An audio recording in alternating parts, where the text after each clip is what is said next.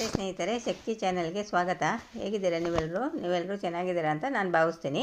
ಇವತ್ತು ನಾನು ಮಾಡಿ ತೋರಿಸ್ತಿರೋ ರೆಸಿಪಿ ಕೊತ್ತಂಬರಿ ಸೊಪ್ಪಿನ ಪಚಡಿ. ಇದನ್ನ ಸುಲಭವಾಗಿ ಯಾರು ಬೇಕಾದರೂ ಕೂಡ ಮಾಡ್ಕೋಬೋದು. ತುಂಬಾ ರುಚಿಯಾಗಿರುತ್ತೆ. ಇದನ್ನು ಒಂದು 15 ದಿವಸ ಸ್ಟೋರ್ ಮಾಡಿ ಇಟ್ಕೋಬೋದು.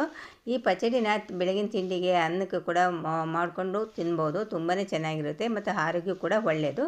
ಈಗ ನಾನು ಈ ಪಚಡಿನ ಹೇಗೆ ಮಾಡೋದು ಅಂತ ನಾನು ಹೇಳ್ತೀನಿ. ನಾನು ಒಂದು 20 ಒಣಮೆಣಸಿನ್ಕಾಯಿನ ತೊಗೊಂಡಿದ್ದೀನಿ ಮತ್ತು 1 ಕಟ್ಟು ಕೊತ್ತಂಬರಿ ಸೊಪ್ಪನ್ನ ಚೆನ್ನಾಗಿ ತೊಳೆದುಬಿಟ್ಟು ನೀರಿಲ್ದಂಗೆ ಒಣಗಿಸಿ ಇಟ್ಟಿದ್ದೀನಿ.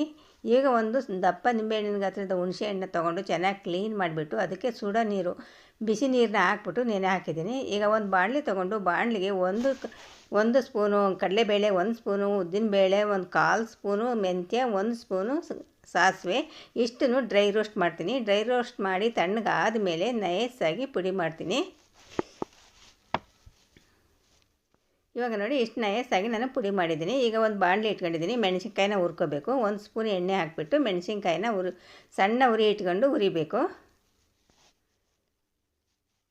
ನೋಡಿ ಈಗ ಮೆಣಸಿನ್ಕಾಯಿ ಹುರಿದ್ಬಿಟ್ಟು ಒಂದು ಪ್ಲೇಟಿಗೆ ತೆಗೆದಿಟ್ಕೊಂಡೆ. ಈಗ ಇನ್ನೊಂದು ಸ್ಪೂನ್ ಎಣ್ಣೆ ಹಾಕಿಬಿಟ್ಟು ಕೊತ್ತಂಬರಿ ಸೊಪ್ಪನ್ನ ಹುರಿತೀನಿ.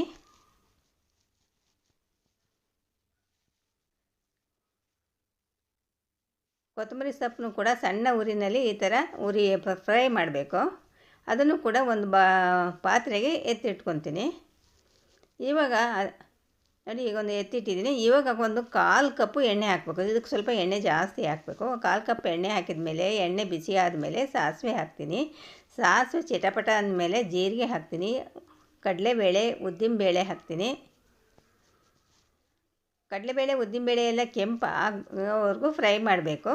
ಸಣ್ಣ ಉರಿ ಇಟ್ಕೊಂಡು ಫ್ರೈ ಮಾಡಬೇಕು. ಈಗ ಜಜ್ಜಿಟ್ಕೊಂಡಿರೋ ಬೆಳ್ಳುಳ್ಳಿ ಹಾಕ್ತೀನಿ. ಒಂದು ಅರ್ಧ ಗೆಡ್ಡೆ ಬೆಳ್ಳುಳ್ಳಿನ ಜಜ್ಜಿಟ್ಕೊಂಡಿದ್ದೆ. ಬೆಳ್ಳುಳ್ಳಿ ಹಾಕ್ಬಿಟ್ಟು ಚೆನ್ನಾಗಿ ಫ್ರೈ ಮಾಡ್ತೀನಿ.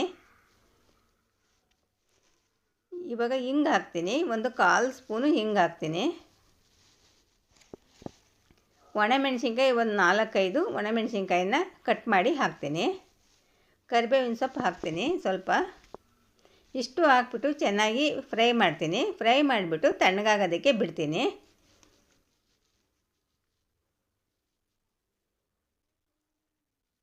ಇವಾಗ ನಾವು ಹುರಿದಿಟ್ಕೊಂಡಿರೋ ಮೆಣಸಿನ್ಕಾಯಿನ ಮಿಕ್ಸಿ ಜಾರಿಗೆ ಹಾಕ್ತೀನಿ. ಉಪ್ಪು ಹಾಕ್ತೀನಿ. ಸ್ವಲ್ಪ ಅರಿಶಿನ ಹಾಕ್ತೀನಿ. ನೆನೆಸಿಟ್ಕೊಂಡಿರೋ ಹುಣಸೆ ಹಣ್ಣು ಹಾಕ್ತೀನಿ. ಹಾಕ್ಬಿಟ್ಟು ನೈಸಾಗಿ ಗ್ರೈಂಡ್ ಮಾಡ್ತೀನಿ. ನೋಡಿ ಇಷ್ಟು ನೈಸಾಗಿ ಗ್ರೈಂಡ್ ಮಾಡಿದ್ದೀನಿ. ಇವಾಗ ನಾನು ಫ್ರೈ ಮಾಡಿ ಇಟ್ಕೊಂಡಿರೋ ಕೊತ್ತಂಬರಿ ಸೊಪ್ಪನ್ನ ಹಾಕ್ತೀನಿ. ಕೊತ್ತಂಬರಿ ಸೊಪ್ಪು ಹಾಕ್ಬಿಟ್ಟು ನೈಸಾಗಿ ಗ್ರೈಂಡ್ ಮಾಡ್ತೀನಿ.